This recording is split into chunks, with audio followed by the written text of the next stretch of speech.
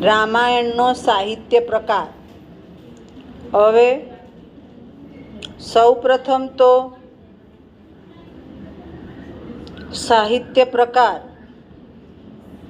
તો સાહિત્ય પર ક્યારે પહોંચીશું એ થશે તો રસાત્મકમ કાવ્યમ, જેમાં રસ પડે એને કાવ્ય કહેવાશે. રસ ક્યારે પડે તો એની જે રજૂઆત છે, એની જે કહેવાની વાત છે એ સામેવાળા સુધી પહોંચવી જોઈએ. સંસ્કૃત સાહિત્યમાં 3 પ્રકાર છે: ગદ્ય, પદ્ય અને ચંપુ. ચંપુ એટલે એમાં બંને આવે.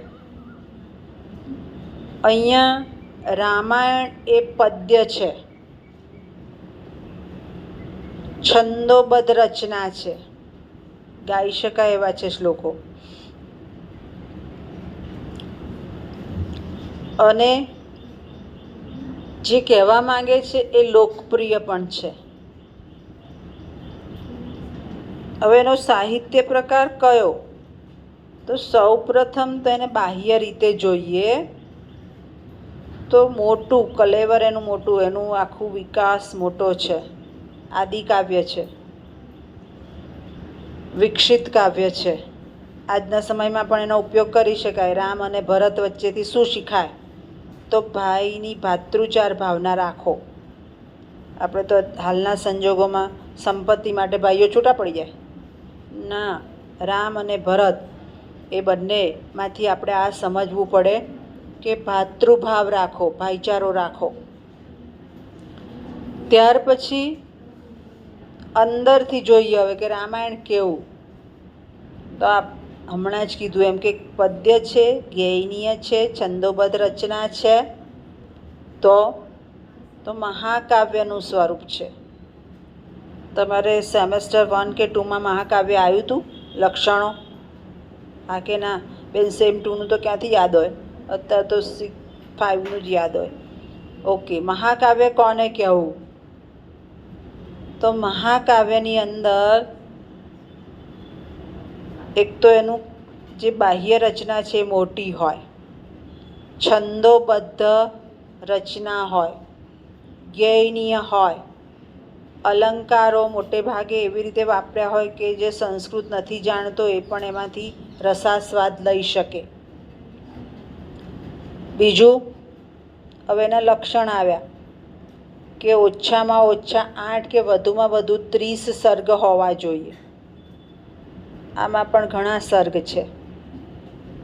ત્યાર પછી જોઈએ તો એનો નાયક એ પરાક્રમી અને ખાનદાનપૂર્વકનો હોવો જોઈએ. રામને નાયક બનાવ્યા છે રામાયણના, તો આપણે જોઈ શકીએ છીએ, બોલીએ છીએ રામ રાજ્ય પ્રજા સુખી.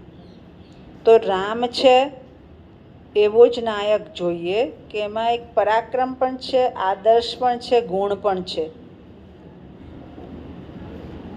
ત્યાર પછી મુખ્યત્વે રસ, વીર રસ, શૃંગાર રસ અને શાંત રસ વાપરેલા હોવા જોઈએ. અલંકારમાં ઉપમા અલંકાર તો છે જ, સાથે સાથે બીજા અલંકારો પણ એવી રીતે વાપરેલા હોય કે જે સંસ્કૃત નથી જાણતો તો પણ એ એમાંથી રસાસ્વાદ લઈ શકે.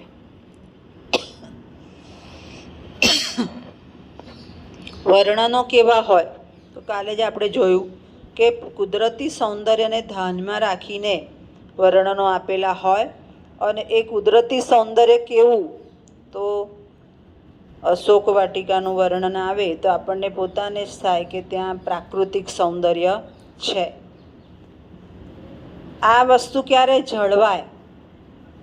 તો જે કથા વસ્તુ છે એની અંદર સંવિધાન કળા, સંવિધાન એટલે જે રજૂ કરવા માંગે છે એ રજૂઆતને એક પછી એક આપે, ક્યાંય કડી તૂટવી જોઈએ નહીં.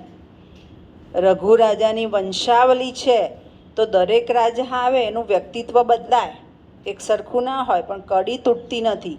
અને એ કડી ન તૂટવી એના કરતા વાલ્મીકી એ કથાનકને સંવિધાન કળાથી આપે છે કે એક પછી એક કડી ગૂંથાઈને આવે છે.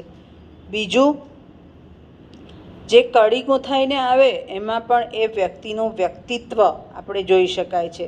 ક્યારેક દશરથનું હોય વ્યક્તિત્વ તો આપણને ખબર છે કે એ પુત્ર વિરહમાં છે. ભરતનું વ્યક્તિત્વ આવે તો ખબર છે કે ભાઈને આદર્શ માનીને એણે 14 વર્ષ રાજ્ય ચલાવ્યું. એટલે ભલે સંવિધાન કળામાં રાજાઓ બદલાય પણ એનું વ્યક્તિત્વનો પરિચય પણ આપણને થાય. અને આ બધું ક્યાં જોવા મળે? તો આ બધું મહાકાવ્યમાં જોવા મળે. પછી મહાકાવ્ય સીધે સીધા નથી મળ્યા, મહાકાવ્ય પણ વિકસિત થતાં થતાં મળ્યા. અને ત્યાર પછી અર્વાચીન સાહિત્યમાં પણ મહાકાવ્ય આવ્યા. અર્વાચીનમાં કુમાર સંભવ, રઘુવંશ એ બધા મહાકાવ્ય છે. રામાયણ એ અર્વાચીન નથી, પ્રાચીન છે. એટલે અર્વાચીન સાહિત્યમાં પણ આપણને મહાકાવ્ય મળ્યા. કેવી રીતે મળ્યા? તો મૂળ મહાકાવ્યના લક્ષણોને ધ્યાનમાં રાખીને. એટલે રામાયણનો સાહિત્ય પ્રકાર આ રીતે સમજી શકાય. ખ્યાલ આવી ગયો? સમજ પડી ગઈ? હા કે ના? ચંદ્ર